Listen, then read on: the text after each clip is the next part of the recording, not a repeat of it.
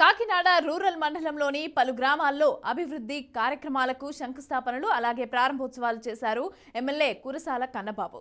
ప్రతి గ్రామంలో కూడా మంచినీటి ట్యాంకులను నిర్మించి ఇంటింటికి కుళాయి ద్వారా తాగునీరు అందిస్తున్నామని అన్నారు. కమిటీ హాల్, డ్రైన్లు అలాగే రోడ్ల నిర్మాణానికి పెద్దపీట వేసి త్వరితగతిన పనులు పూర్తి చేసి ప్రారంభిస్తున్నామని తెలిపారు. వైసీపీ ప్రభుత్వం బడుగు బలహీన వర్గాల పక్షపాతి అని అన్నారు ఎమ్మెల్యే.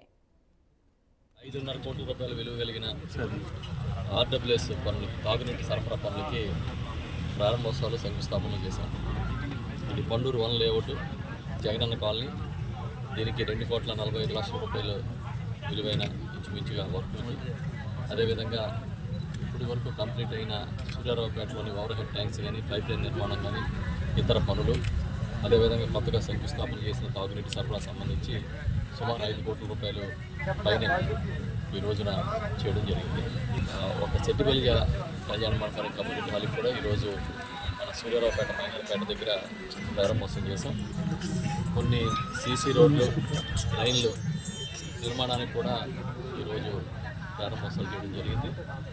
ఇదే కాకుండా ఒక లైబ్రరీ భవనానికి ప్రారంభోత్సవం చేశాం.